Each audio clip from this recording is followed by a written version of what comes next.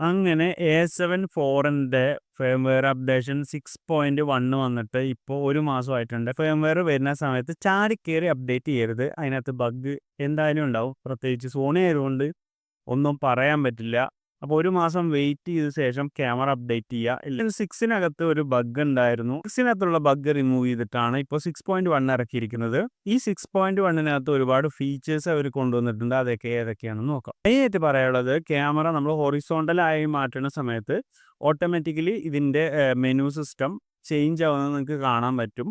AF-നകത്ത് small, medium, large മാത്രമേ ഉണ്ടായിരുന്നുള്ളൂ. ഇപ്പോൾ XL കൊണ്ടുവന്നിട്ടുണ്ട്.